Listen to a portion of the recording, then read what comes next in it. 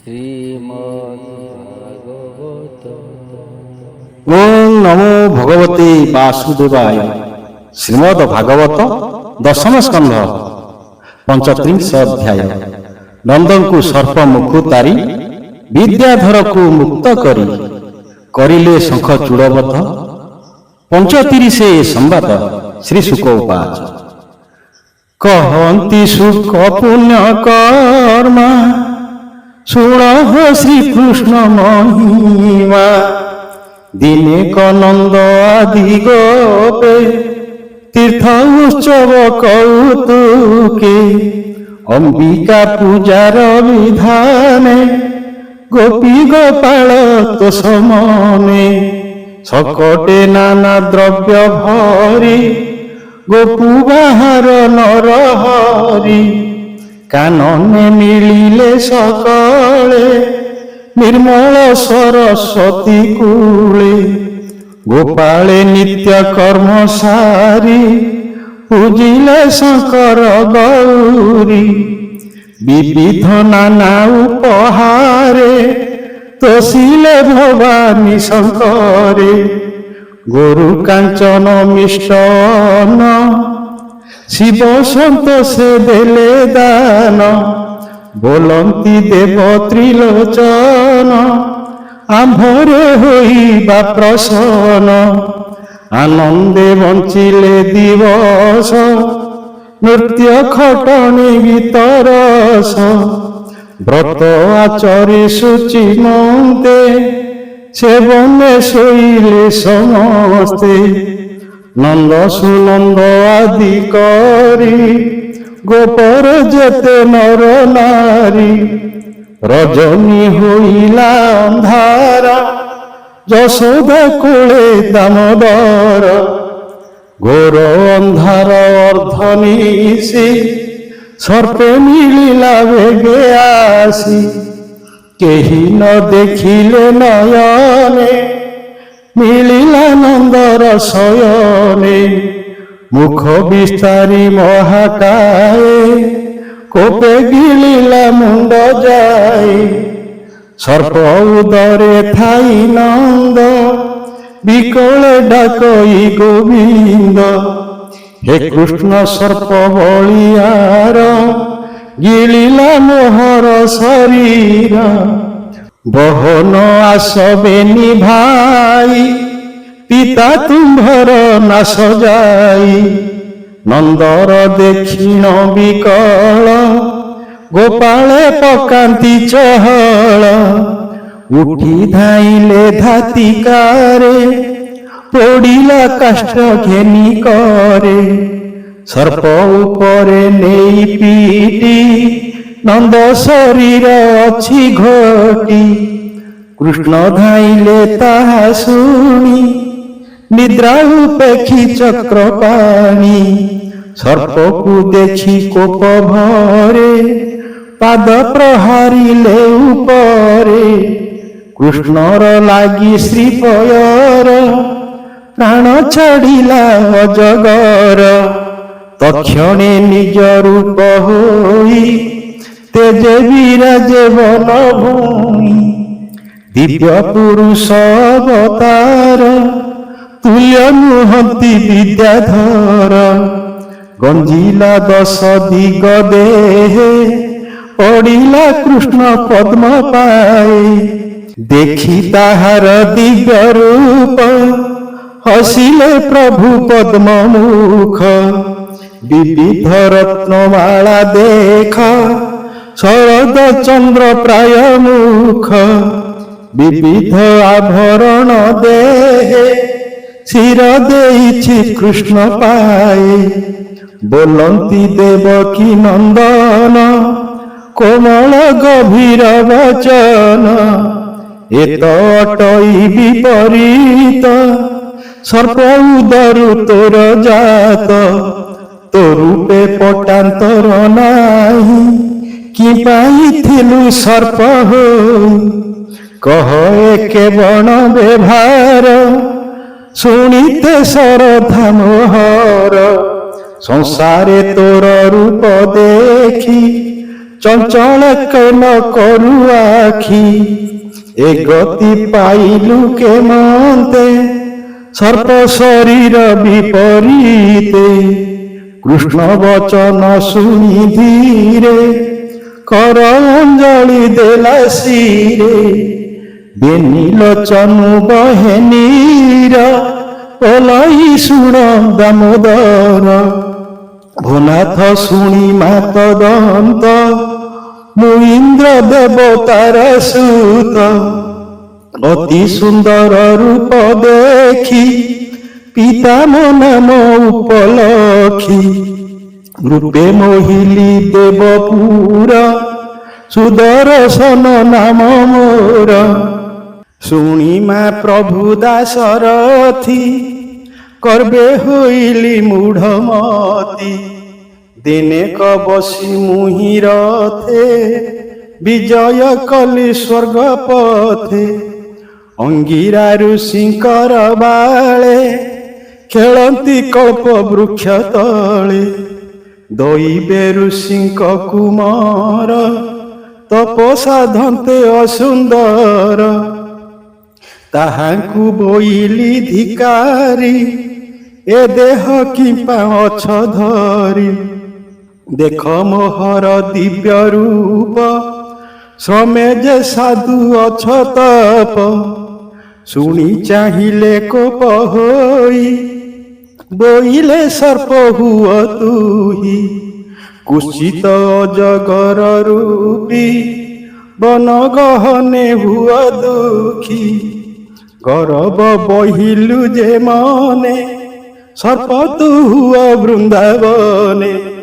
ଶୁଣି ଯୋଡ଼ିଲି ବେନି କର ଭୟେ କମ୍ପଇ ମୋ ଶରୀର ପଡ଼ି ତାହାଙ୍କ ପାଦ ତଳେ କାନ୍ଦିଲି ଜୀବନ ବିକଳେ ମୋର ବିକଳ ଦେଖି ମନେ ଦୟା ବସିଲା ମୁନି ଜନେ ବୋଇଲେ ଯାଅ ମଞ୍ଚପୁର ଜାତିରେ ହୁଅ ଅଜଗର ମଥୁରା ବୃନ୍ଦାବନ ଲାଗେ ଗୋବର୍ଦ୍ଧନର ପୂର୍ବ ଭାଗେ ଶାରଦା ନଦୀର ଉତ୍ତରେ ଥାଅ ତୁ କୁଞ୍ଜବନ ଘୋରେ ଭାରା ନିବାରଣେ ମୁରାରି ମନୁଷ୍ୟ ରୂପେ ଅବତରି ଗୋପାଳ ମେଳେ ଯାତ୍ରା ଛଳେ ଭେଟିବୁ ସରସ୍ୱତୀ କୂଳେ ନନ୍ଦଙ୍କୁ ଗିଳିବୁ ତୁ ଯାଇ ଦେଖି ଧାଇଁବେ ଭାବଗ୍ରାହୀ ତୋର ଉପରେ ଚକ୍ରଧର କୋପେ ପ୍ରହାରିବେ ପୟର ତେବେ ହୋଇବୁ ସାପୁ ପାର ପୁଣି ପାଇବୁ ନିଜ ପୁର ତୁ ହରି କଲୁ ଏବେ ପାର ପାଇଲି ନିଜ କଳେବର ତୁଜେ ଜଗତ ଜନ ବନ୍ଧୁ ମୋତେ ଉଦ୍ଧର ଦୟା ସିନ୍ଧୁ ତୋହର ଲାଗିଣ ପୟର ହୋଇଲି ବ୍ରହ୍ମ ସାପୁ ପାର ଓ ନାଥ ଶରଣ ତୋହର ଅଶେଷ ବ୍ରହ୍ମାଣ୍ଡ ଠାକୁର ଏବେ ମୁଁ ହୋଇଲି ମୁକତ ମେଲାଣି ଦିଅ ଗୋପୀନାଥ ତୋହର ନାମ କର୍ଣ୍ଣେ ଶୁଣି ତରିବି ଭବ ତରଙ୍ଗିଣୀ ଧନ ଜୀବନ ଆଦି କରି ପବିତ୍ର ହନ୍ତି ନର ନାରୀ ତୋହର ପାଦ ଲାଗି ମୁହିଁ ନିସ୍ତାର ହୋଇଲି ଗୋସାଇଁ ସୁଦର୍ଶନ ଏତେ କହି ପୟରେ ଶିର ଦେଲା ନେଇ କୃଷ୍ଣଙ୍କୁ ପ୍ରଦକ୍ଷିଣ କଲା ତକ୍ଷଣେ ଗଗନେ ପଶିଲା ଦଣ୍ଡକୁ ରଖିଲେ ଗୋବିନ୍ଦ ଗୋପାଳ ଦେଖିଣ ଆନନ୍ଦ କୃଷ୍ଣ ମହିମା ଗୁଣ ଦେଖି ଭୟ ଛାଡ଼ିଲେ ଗୋପ ଗୋପୀ ସୁଖେ ପାହିଲା ଘର ନିଶି ରବି କିରଣ ପରକାଶୀ ଦେବ ଦେବୀଙ୍କ ପୂଜା ସାରି କୋପେ ଚଳିଲେ ନର ନାରୀ। ଗୋପାଳେ ସକଳ ସମ୍ଭାର ଘେନି ଚଳିଲେ ଗୋପପୁର। ଯାନ୍ତେ କହନ୍ତି କୃଷ୍ଣ କଥା ଛାଡ଼ିଲେ ମନୁ ଦୁଃଖ ଚିନ୍ତା। ଇନ୍ଦ୍ର କୁମାରେ କୃଷ୍ଣ ତାରି କୋପେ ବିଜୟ ନର ହରି। କହଇ ଦାସ ଜଗନ୍ନାଥ ହରିଚରିତ ଭାଗବତ।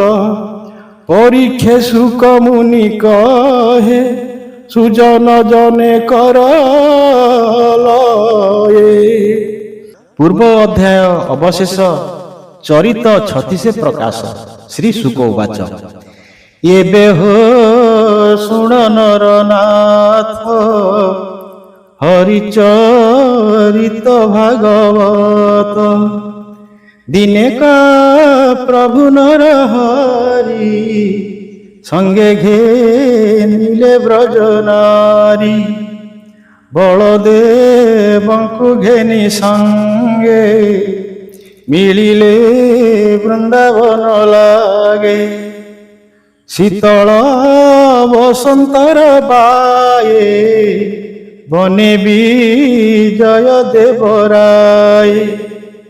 ଶଶାଙ୍କ କିରଣେ ରଜନୀ ସୁନ୍ଦର ଦିଶେ ବନଭୂମି। ରାମ ଗୋବିନ୍ଦ ଗୋପନାରୀ ବିବିଧ ମତେ ବନଚାରୀ। ମଧ୍ୟେ ବିଜୟ ହଳଧର ଗୋପୀ ସାନନ୍ଦେ ଗୀତ ସ୍ୱର। କୃଷ୍ଣ କରନ୍ତି ଗୀତ ନାଦ ହରିଲେ କାମିନୀ ବିଷାଦ। କୁନ୍ଦ ମଲ୍ଲିକା ଗନ୍ଧ ସାର ଶୀତଳ ବହଇ ସମୀର। ଗୋବିନ୍ଦ ଗୀତ ଶୁଣି କର୍ଣ୍ଣେ ମୂର୍ଚ୍ଛିତ ହନ୍ତି ପଶୁଗଣେ। ପୁଲକ ହନ୍ତି ବୃକ୍ଷ ପନ୍ତି ସ୍ୱର୍ଗେ ଦେବତା କଲେ ସ୍ତୁତି।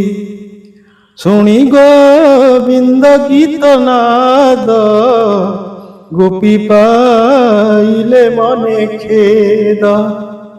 କଟି ମେଖଳା ଝିନ ବାସ କବରୀ ହୋଇଲା ଉଶ୍ୱାସ।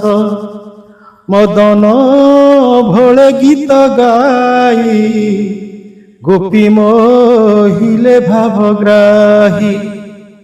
ହେମନ୍ତ ଶୁଣ ନରନାଥ ସର୍ପେ ହୋଇଲା ଉପଗତ। ପୂର୍ବେ ସେ କୁବେର କୁମାର ସାପେ ହୋଇଲା ଶଙ୍ଖଚୂଡ଼। ଦେଖନ୍ତି ରାମ ବନମାଳି ଗୋପୀଙ୍କ ମଧ୍ୟେ ବେଗେ ମିଳି। ଉତ୍ତର ଦିଗୁ ଫୁଫୁ କରି ଦେଖି ପଳାନ୍ତି ଗୋପନାରୀ। ଡାକନ୍ତି ରାମକୃଷ୍ଣ ରଖ ଏ ବନେ ହୋଇଲୁ ନିରେଖ। ଶାର୍ଦୁଳେ ଦେଖି ଗୋରୁପଲ ଯେହ୍ନେ ହୁଅନ୍ତି ଅନ୍ତରାଳ। ଶୁଣି ଧାଇଲେ ବେନି ଭାଇ ନଡର ବୋଲି ଡାକ ଦେଇ। करे उपाड़िबेनि शाल मिलिले गोपींकर मेल। जमर दूत प्राय होई देखि शंख चूड़ पलाई। गोपकामिनी मध्य थिला जीवन भय पलाइला। ताहार सिरे मणि चाही बेगे धाइले भावग्राही। ପଛେ ଯେ ଥିଲେ ହଳଧାରୀ ଗୋପ ଯୁବତୀ କିଆ ବୋରି ପଛେ ଗୋଡ଼ାନ୍ତି ନାରାୟଣ ସର୍ପ ହୋଇଲା ବଳ କ୍ଷୀଣ ମୁଷ୍ଟି ପ୍ରହାରୀ ସର୍ପ ଶିରେ ମଣି ଘେନିଲେ କୃଷ୍ଣ କରେ ଗୋବିନ୍ଦ ମୁଷ୍ଟି ଶିରେ ଲାଗି ସର୍ପ ହୋଇଲା ମୁଖ୍ୟ ଭାଗୀ ଗୋବିନ୍ଦ ମଣି ଘେନି କରେ ମିଳିଲେ ରାମର ଛାମୁରେ ରାମର ହସ୍ତେ ମଣି ଦେଇ ପ୍ରଣାମ କଲେ ଭାବଗ୍ରାହୀ ଶ୍ରୀରାମ କୃଷ୍ଣ ପାଦ ଗତେ ନମଇ ଦାସ ଜଗନ୍ନାଥେ କର ସୁଦୟା ବେନି ଭାଇ ମରୁଛି ଭବେ ପଡ଼ି ମୁହିଁ